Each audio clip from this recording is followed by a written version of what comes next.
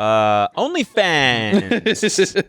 Banning you can get porn. fucked on camera again. It's back. Wait, bring up that tweet that I linked. Getting nailed for the camera is back. What's this guy's name? He's really funny. He said, OnlyFans CEO, staring at a picture of naked Marge Simpson. Oh my God, I've made a mistake. We need to allow pornography on the site. Assistant, but sir, we just CEO frothing at the mouth. Do it now. It's not as funny when you read it out, you know? So the thing is I don't know why they made a crazy big, this like press release that they're banning porn.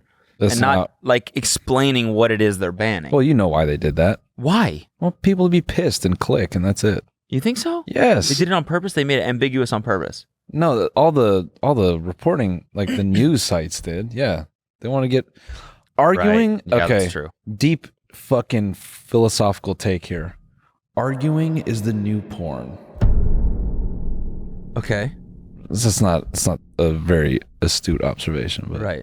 it's just pissing people off. It's the new porn. Like just getting people to argue and getting them angry. It's Yeah. like, you can do that shit all day. And yeah, news sites are the fucking worst when it comes to that shit. Yeah, that's all. They're the most clickbaiting people ever. Yeah, all that shit is evil. Like that, like banning porn. It's like, okay, they did ban pornographic media, and that sex on camera was like no more, and maybe that included like video in general of like, I don't know, squirting.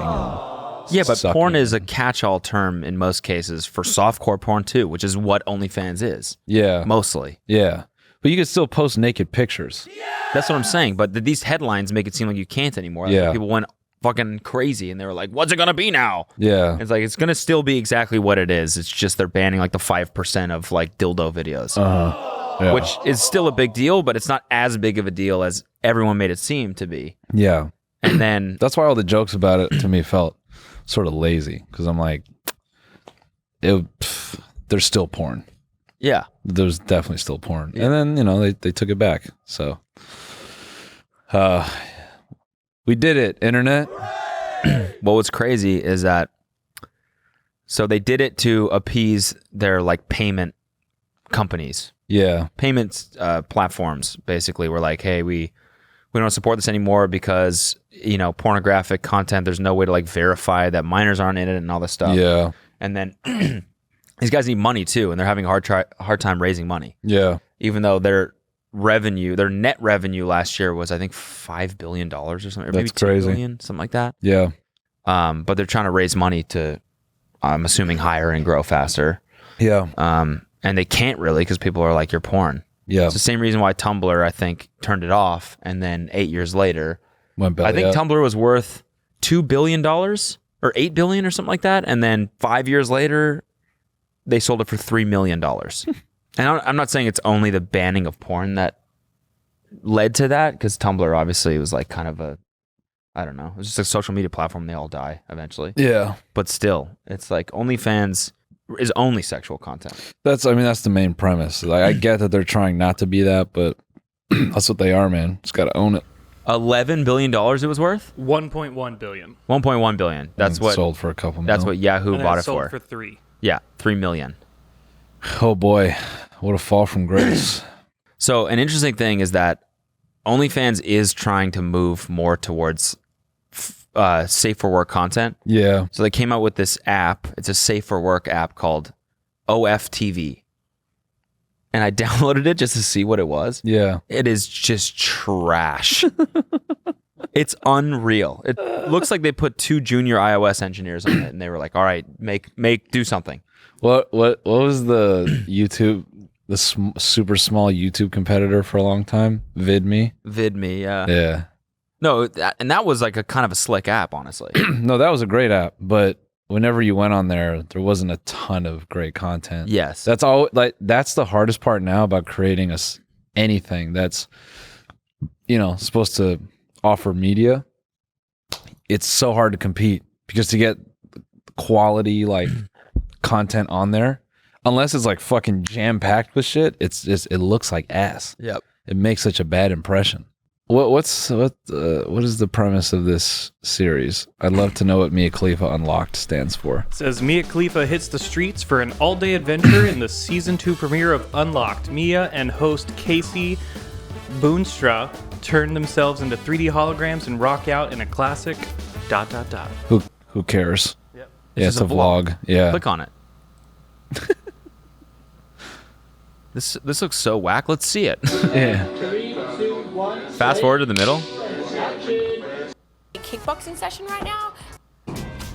Okay, I'm thinking it's in. Oh my gosh, it's more like what can't. So you know what this is? Got a lot of different... Go 90. Yeah. Yeah. This is full screen. Yeah. Yeah. That, I was actually thinking about this the other day where there seems to be this disconnect with when creating these platforms that the money people think just by virtue of inserting a talent into content that automatically makes it interesting. Yeah. But it's like, no, anyone can do this for the most part. Like, there's nothing inherently interesting about two people going in, putting on mocap suits and then getting 3D versions of themselves. Totally. Like, 100%. who gives a fuck? There's nothing compelling there. Yeah, here's the thing. If this was on YouTube, probably wouldn't have that crazy number of views. No. So it's like, why would people... Actually, this website is free, right? Like, we just watched that. Yeah. I think the idea is that they're trying to become sort of like a premium... That's why it's all called Unlocked, because it's like, this is the free version, I'm pretty sure. Yeah. And then there'll be a paid version. So it's like they're kind of trying to become like Patreon a little bit. Yeah, but who fucking cares? Which is like a mean thing to say, but it's just... oh, man. It gets on my nerves because the stuff that's compelling is either someone putting forward, like they put themselves, like their reputation out, and then they're like, I'm gonna say these things, and then I'm gonna put this, like, this is my bet, and this is what I'm risking. It's like I'm risking me, and people enjoy that. Like, that to me is like stand-up comedy, right? And then anything outside of that, like, it's just a good story. You want that's kind of what you're looking for in content, I feel. Yeah. And this, like, full screen Go 90 media has always driven me crazy because you could tell it's just money people who don't get media, but somehow they're the guys at the front that are like, oh man, we're doing this great series with Mia Khalifa. She's doing all kinds of cool stuff. Yeah. She gets in a motion capture suit, then she rocks out in front of a crowd. It's like, no one ever asked for that. And here's the thing. Here's the thing is that Cody Noel do. No one asked for that. we still fucking do it. Yeah. No, but here's the thing is that that series might be good. Who knows? We didn't watch much Fair, of it. It might be good, might you know? be, yeah. But with YouTube, you have the recommendation algorithm built in. It's like it's built to expose content like this. It is so hard to convert someone off Instagram who is used to seeing pictures of you, or OnlyFans where they're used to seeing pictures of you, to now watch a vlog, a 20-minute vlog of you doing something that they don't really relate to, right? Yeah. It's really hard to convert that. Yeah. The thing is, like with us, the reason why Patreon works is because we have made so many episodes for free of us already doing this that it's like people are willing to pay for another episode because they're used to us in this style and they like watching us in this style. Yeah. But to go from, hey, I only post Instagram pictures to then being like, I'm in this 20-minute premium series on this website that you've never heard of, that's such a hard jump to make. It's so huge. And also, you chose the most boring thing that they could do. Putting on green suits and then getting mocap, like VFX is probably on the top 20 most uninteresting things to the general public. This is kind of cool to me. Yeah, but that's because we're fucking nerds.